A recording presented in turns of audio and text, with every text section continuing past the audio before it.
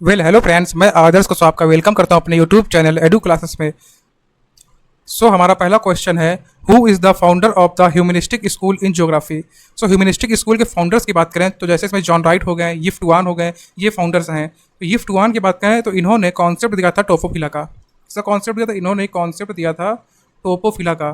तो ये यिफ्ट वान है, ये रिलेटेड है ह्यूमनिस्टिक स्कूल ऑफ थॉट से। अगर हम लोग बात करें जूलियन वॉलपर्ट, ये जूलियन वॉलपर्ट जो है ये रिलेटेड है बिहेवियरल ज्योग्राफी से। ह्यूमनिस्टिक ज्योग्राफी से कौन रिलेटेड है? तो यिफ्ट वान। नेक्स्ट क्वेश्चन की बात करें, कह रहा है the organic theory of state was propounded by.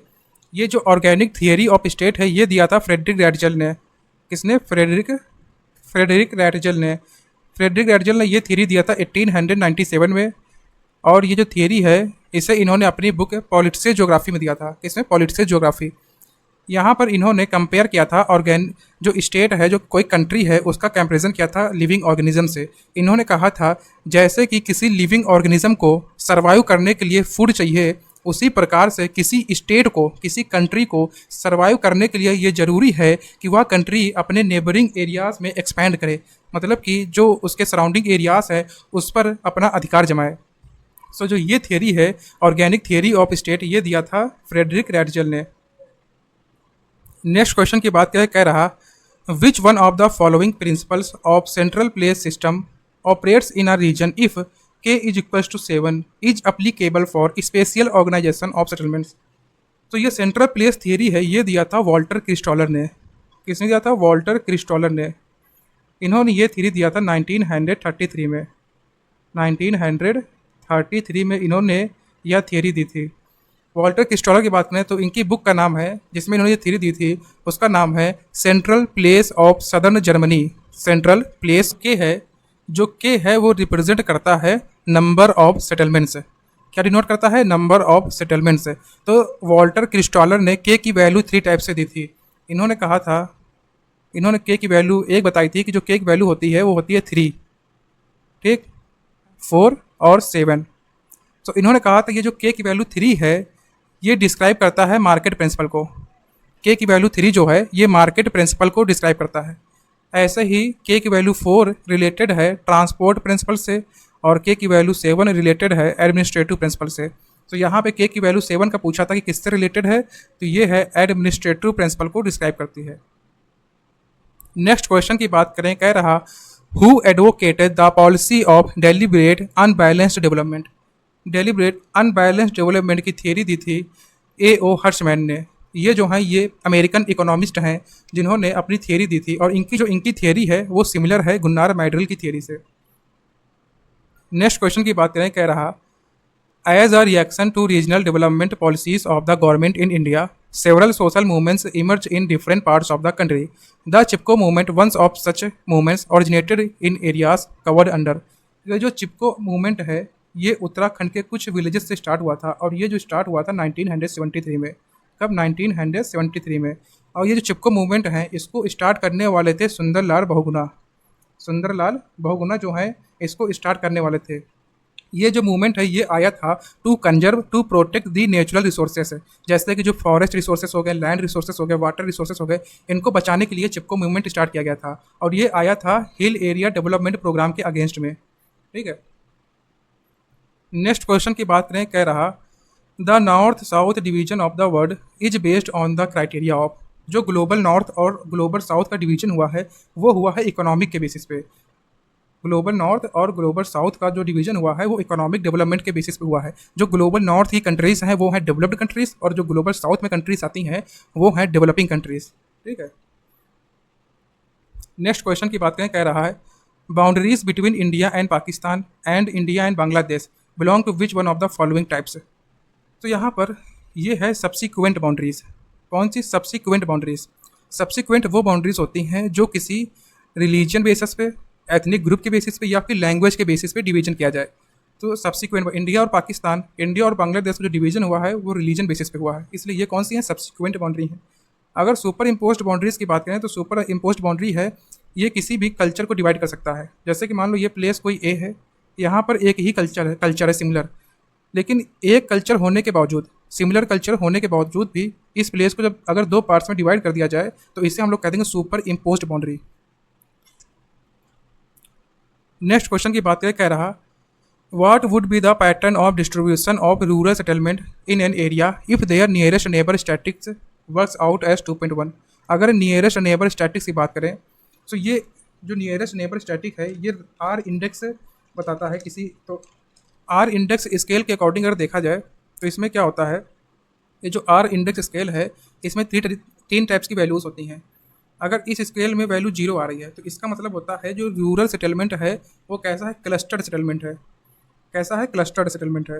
अगर आर की वैल्यू 1 के आसपास आ रही है तो जो रूरल सेटलमेंट है वो है रैंडम। कैसा है, रैंडम।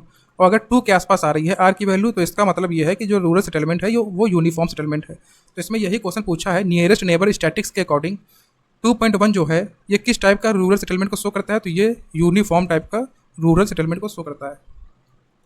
सो हमारा नेक्स्ट क्वेश्चन है, if in any region the largest city has 1 million population, what will be the population size for the fourth largest city according to the rank size rule. ये rank size rule दिया था GK GIF ने 1949 में। किसने, GK GIF ने दिया था 1949 में। इनके अकॉर्डिंग अगर हमें किसी कंट्री की किसी सिटी की पॉपुलेशन निकालनी है, जैसे कि मान लो हमें एन सिटी की पॉपुलेशन निकालनी है, ठीक। एन सिटी की पॉपुलेशन निकालने के लिए इन्होंने फॉर्मूला दिया था। इन्होंने कहा था उस कंट्री की मोस्ट पॉपुलेटेड सिटी जो है, जो सबसे ज़्यादा पॉपुलेटेड सिटी है उसकी पॉपुलेशन, ठीक, मोस्ट पॉपुलेटेड सिटी की पॉपुलेशन, और उसको डिवाइड कर दो रैंक, जिस सिटी की पॉपुलेशन निकालनी है उस सिटी के रैंक से। सो हमें एन सिटी की पॉपुलेशन निकालनी है तो एन सिटी के रैंक से इसको डिवाइड कर देंगे। सो यहाँ पे अगर देखा जाए तो लार्जेस्ट सिटी की पॉपुलेशन है 1 मिलियन, मतलब 10 लाख है लार्जेस्ट सिटी की पॉपुलेशन। इसको हम लोग डिवाइड कर देंगे रैंक ऑफ एन सिटी, तो उसकी रैंक है 4। जब इसको डिवाइड करेंगे तो ये आएगा 2,50,000, ठीक है। तो यही इस क्वेश्चन पूछा था। अब नेक्स्ट क्वेश्चन की बात करें, कह रहा है विच one of the following statement is true. तो यहाँ पे Arctic snow covered area have intermediate ecological productivity. जो आर्कटिक स्नो कवर्ड एरिया है वहाँ पर इकोलॉजिकल प्रोडक्टिविटी जो है वो ना के बराबर होती है। तो ये पहला ऑप्शन तो रॉन्ग हो जाएगा। सेकंड ऑप्शन कह रहा temperature is the limiting factor for desert areas in relation to ecological productivity. जो डेजर्ट एरियाज हैं वहाँ पर इकोलॉजिकल प्रोडक्टिविटी को क्या टेम्परेचर डिटरमाइन करता है। सो यहाँ पर देखा जाए तो जो इकोलॉजिकल प्रोडक्टिविटी होती है डेजर्ट में वो डिटरमाइन करती है वाटर अवेलेबिलिटी, कि डेजर्ट में वाटर उस रीजन में कितना है। जैसे कि डेजर्ट में आप लोगों ने देखा होगा ओआसिस होते हैं, जो डेजर्ट में ओआसिस होते हैं ये ओआसिस जोन होते हैं वाटर के, डेजर्ट में जहाँ पे वाटर मिलता है। तो ओआसिस के पास हमें कुछ वेजिटेशन, फ्लोरा एंड फाउना और सेटलमेंट्स देखने मिलते हैं। तो यहाँ पे वाटर अवेलेबिलिटी डिटरमाइन करती है डेजर्ट में इकोलॉजिकल प्रोडक्टिविटी को। सो ऐसे देखा जाए ये स्टेटमेंट भी करेक्ट नहीं है पूरी तरीके से। अगर थर्ड स्टेटमेंट की बात करें, कह रहा the primary productivity of a natural ecosystem largely depends on the amount of solar radiation. हाँ, ये बात सही है। किसी भी इकोसिस्टम की जो प्राइमरी प्रोडक्टिविटी होती है वो सोलर रेडिएशन के अमाउंट पर डिपेंड करती है। फोर्थ ऑप्शन कह रहा the herbivores are called as secondary consumers. जो हर्बीवोर्स होते हैं वो सेकेंडरी कंज्यूमर्स नहीं होते हैं, हर्बीवोर्स प्राइमरी कंज्यूमर्स होते हैं। तो यहाँ पे ट्रू स्टेटमेंट कौन सा है, थर्ड वाला। नेक्स्ट क्वेश्चन की बात कह रहा the volcanic origin deposits on the ocean floors at the depth of 2500 fathoms or more are known as. Ocean floor पे जो हमें वॉल्केनिक ऑरिजिन के डिपोजिट्स मिलते हैं उन्हें हम लोग रेड क्ले कहते हैं। क्या कहते हैं, रेड क्ले। सो अब नेक्स्ट क्वेश्चन की बात कह रहा which one of the following characteristics is best suited to intensive farming. तो इंटेंसिव फार्मिंग, सो यहाँ पे इंटेंसिव फार्मिंग के कौन से कैरेक्टर हैं वो हमें बताना है। सो अगर यहाँ हम लोग देखें लार्ज फार्म साइज, तो यहाँ पे जो इंटेंसिव कल्टीवेशन होता है, जो इंटेंसिव फार्मिंग होती है वहाँ पर स्मॉल फार्म साइज होती है, ना कि लार्ज फार्म साइज होता है, ठीक। इंटेंसिव कल्टीवेशन में हाई लेबर इनपुट होता है। ऐसा लेबर इनपुट होता है, हाई लेबर इनपुट होता है। और इंटेंसिव फार्मिंग जहाँ पर होती है वहाँ पर पॉपुलेशन साइज काफ़ी ज़्यादा होता है, तो वहाँ पर पॉपुलेशन ज़्यादा होती है, ना कि स्पार्सली पॉपुलेटेड रीजन होता है। और इंटेंसिव फार्मिंग में हाई यील्ड रेट होता है, तो ये ऑप्शन सही है, ठीक है। सो इंटेंसिव फार्मिंग देखा जाए तो intensive farming small farm size होता है, हाई लेबर इनपुट होती है और हाई डेंस पॉपुलेटेड रीजन होता है जहाँ इंटेंसिव फार्मिंग होती है, और यील्ड रेट भी हाई होता है इंटेंसिव फार्मिंग में। नेक्स्ट क्वेश्चन की बातें कह रहा which one of the following weather instruments is kept outside the Stevenson screen. Stevenson screen क्या होता है, ये एक बॉक्स लाइक स्ट्रक्चर होता है। जैसे कि यहाँ पे बनाने की कोशिश करता हूँ मैं, ये वुड का बना होता है, लकड़ी का बॉक्स होता है और ये ग्राउंड से अटैच्ड होता है, ठीक। तो यहाँ पर क्या होता है कि यहाँ पर स्टीवेंसन स्क्रीन में क्या होता है, यहाँ पर होते हैं थर्मोमीटर्स। ये जो स्टीवेंसन स्क्रीन है वो थर्मोमीटर्स को रेनफॉल और डायरेक्ट सनलाइट से बचाता है, ठीक। तो इसी स्टीवेंसन स्क्रीन में कुछ और भी इंस्ट्रूमेंट्स होते हैं, जैसे कि यहाँ इसी में हमें बैरोमीटर भी होगा, स्टीवेंसन स्क्रीन में बैरोमीटर भी रहते हैं, हाइग्रोग्राफ और थर्मोग्राफ भी रहता है, मैक्सिमम एंड मिनिमम थर्मोमीटर्स भी स्टीवेंसन स्क्रीन के अंदर रहते हैं। मैक्सिमम थर्मोमीटर्स की बात करें तो मैक्सिमम थर्मोमीटर्स वो थर्मोमीटर्स होते हैं जो कि डे समय में, जो डे टाइम होता है, डे टाइम में मैक्सिमम टेम्परेचर को मेजर करते हैं, और मिनिमम थर्मोमीटर्स वो थर्मोमीटर्स होते हैं जो नाइट के समय में मिनिमम टेम्परेचर को मेजर करते हैं। ठीक है, और एनीमोमीटर जो होता है वो इसके अंदर इंक्लूड नहीं होता है, इसके बाहर होता है। तो ये पूछा kept outside the Stevenson screen, तो कौन सा होगा? एनीमोमीटर सही ऑप्शन होगा। नेक्स्ट क्वेश्चन की बात करें, कह रहा which of the following does not form an essential part of the process of photosynthesis. So photosynthesis में हमें चाहिए सनलाइट, कार्बन डाइऑक्साइड और वाटर। नाइट्रोजन नहीं रिलेटेड है फोटोसिंथेसिस से। नेक्स्ट क्वेश्चन की बात कह रहा which one of the following option best describe the world distribution of active volcanoes. जो डिस्ट्रीब्यूशन है एक्टिव वोल्केनोस, तो वो हमें कहाँ कहाँ मिल सकते हैं? सो एक तो हमें एक्टिव वोल्केनोस मिल सकते हैं हॉट स्पॉट के पास, कहाँ पर? जहाँ पर हॉट स्पॉट इरप्शन हो रहा हो, या फिर डाइवर्जेंट बाउंड्री हो प्लेट टेक्टोनिक्स की मिड ओशियानिक रीजन्स के पास, या फिर कन्वर्जेंट बाउंड्रीज हो प्लेट्स की।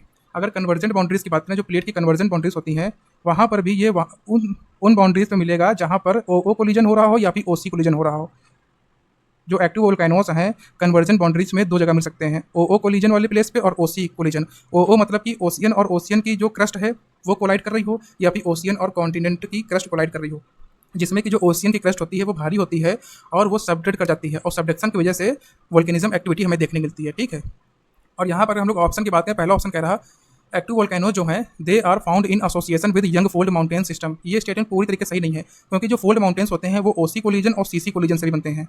ओसी और सीसी कोलिजन से कॉन्टिनेंट और कॉन्टिनेंट की कोलिजन से भी फोल्ड माउंटेन्स का फॉर्मेशन होता है। जैसे हिमालयन जो माउंटेन है वो कॉन्टिनेंट और कॉन्टिनेंट प्लेट की कोलिजन की वजह से बना है, और हिमालय माउंटेन्स में कोई वोल्केनिक एक्टिविटी हमें देखने नहीं मिलती है, तो सीसी कोलिजन में वोल्केनिक एक्टिविटी देखने को नहीं मिलती है। तो ये स्टेटमेंट पूरी तरीके से सही नहीं है।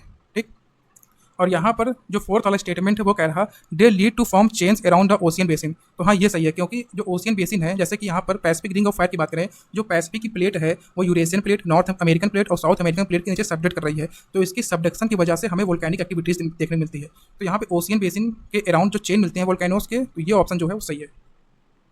तो फोर्थ वाला ऑप्शन जो यहाँ पर सही है। नेक्स्ट क्वेश्चन की बात करें तो कह रहा which one of the following description for AW इन Koppen's world climatic classification is correct. तो यहाँ पे जो ए है वो डिटरमाइन कर रहा है ट्रॉपिकल रीजन को, और जो स्मॉल W है वो डिटरमाइन कर रहा है विंटर्स आर ड्राई। जो विंटर्स हैं वो कैसी हैं? ड्राई हैं, मतलब कि इन रीजन्स में समर्स में रेनफॉल होती है। कब? समर्स में। तो ये जो रीजन्स है ये कोपेन ने कहा था ट्रॉपिकल सवाना क्लाइमेट को, इसको ट्रॉपिकल सवाना टाइप क्लाइमेट्स को। अब नेक्स्ट क्वेश्चन की बात करें, कह रहा which one of the following landmarks recorded world's lowest air temperature on July 21, 1983।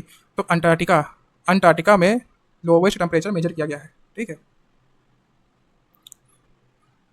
सो हमारा नेक्स्ट क्वेश्चन है the doctrine of uniformitarianism was postulated by. तो ये जो प्रिंसिपल है यूनिफॉर्मिटेरिज्म का ये क्या है? ये सिंपली ये कहता है कि जो प्रोसेस आज चल रहे हैं अर्थ पे, पास्ट में भी वही प्रोसेस चलते रहते होंगे। जैसे कि यहाँ पर जो प्रोसेस चल रहा है, जैसे एग्जांपल ले लें, मान लो कि आज वोल्केनिक इरप्शन हो रहा है, और वोल्केनिक इरप्शन से हम लोग देख रहे हैं कि बसाल्टिक लावा प्लेटू जैसे लैंडफॉर्म बन रहे हैं, बसाल्टिक लावा प्लेटू जैसे लैंडफॉर्म बन रहे हैं। इसका मतलब क्या कि आज ये प्रोसेस हो रहा है, तो पास्ट में भी यही प्रोसेस होता होगा, पास्ट में भी वोल्केनिक इरप्शंस होते होंगे और उनसे बसाल्टिक लावा प्लेटू जैसे लैंडफॉर्म बनते होंगे। ठीक, जैसे कि एग्जाम्पल लें, जो इंडिया है, इंडिया में यहाँ पे हमें मिलता है डेक्कन लावा प्लेटू। ये जो डेक्कन लावा प्लेटू है ये बसाल्टिक लावा प्लेटू का एग्जाम्पल है, लेकिन इंडिया में आज वोल्केनिक एक्टिविटी नहीं हो रही। इसका मतलब ये है कि पास्ट में कभी इंडिया में वोल्केनिक एक्टिविटी होती होगी, जिसकी वजह से यहाँ पे डेक्कन लावा प्लेटू मतलब बसाल्टिक लावा प्लेटू हमें मिल रहा है। तो ये प्रिंसिपल यही कहता है कि आज जो प्रोसेस चल रहे हैं उसको पढ़ते हैं, उसको पढ़ के हम पास्ट में ऐसा प्रोसेस चलता होगा उसको हम लोग डिफाइन करते हैं। सो डॉक्ट्रिन यही है प्रिंसिपल ऑफ यूनिफॉर्मिटेरिज्म। इसे हम लोग present is the key to the past भी कहते हैं, कि जो प्रेजेंट है ये पास्ट की है, कि प्रेजेंट में जो हो रहा है उससे हम लोग पास्ट का पता लगा सकते हैं। ये कॉन्सेप्ट दिया था जेम्स हटन ने 1785 में, 1785 में। ठीक है, नेक्स्ट क्वेश्चन की बात करें, कह रहा the resolution which is related to sensitivity of remote sensing detector to record differences in portion of the electromagnetic spectrum is known as. तो यहाँ पे इलेक्ट्रोमैग्नेटिक स्पेक्ट्रम को यहाँ से बात करें, स्पेक्ट्रम से रिलेटेड होगा यहाँ पे स्पेक्ट्रल रिजोल्यूशन।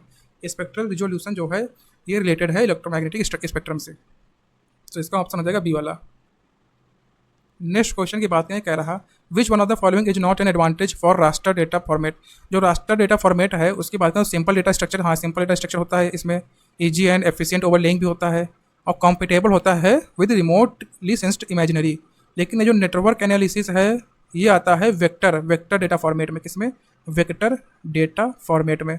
इसमें यही पूछा कौन सा नहीं एडवांटेज है राष्ट्र डेटा फॉर्मेट का, तो फोर्थ वाला। नेक्स्ट क्वेश्चन की बात करें, कह रहा the concept of pan plain was propounded by. तो पैन प्लेन क्या होता है? पैन प्लेन बेसिकली तब बनता है जब कई फ्लड प्लेन आपस में मिल जाते हैं। जैसे कि मान लो ये कोई रीजन है, ये कोई रीजन है और यहाँ से कई रिवर्स बह रही, कई नदियाँ यहाँ से बह रही, ठीक है, ये रिवर्स बह रही, इनके बीच में कोई लैंडफॉर्म है, कोई फीचर हो सकता है, प्लेटू हो, कोई फीचर हो, ठीक। अब ये जो रिवर्स फ्लो कर रही हैं, एक सेकेंड, ये जो रिवर्स फ्लो कर रही हैं यहाँ पर, ये जो रिवर्स फ्लो कर रही हैं ये करेंगी लैटरल इरोजन। तो लैटरल इरोजन मतलब साइड में इरोजन करेंगी और ये जो प्लेटूस हैं उनको कट करेंगी, ठीक है। लैटरल इरोजन करेंगी, साइड में इरोजन करेंगी, जिससे कि प्लेटूस क्या है, प्लेटूस की हाइट कम होती जाएगी और एक टाइम ऐसा आएगा कि यही जो रीजन है वो एक फ्लैट प्लेन की तरह बन जाएगा, समतल भूमि की तरह। अब यही जो फ्लैट प्लेन बना है ये कई सारी रिवर्स के फ्लड प्लेन से मिलके बना है और इसी प्लेन को हम लोग कहते हैं पैन प्लेन। और ये कॉन्सेप्ट दिया था क्रिकमे ने, किसने दिया था?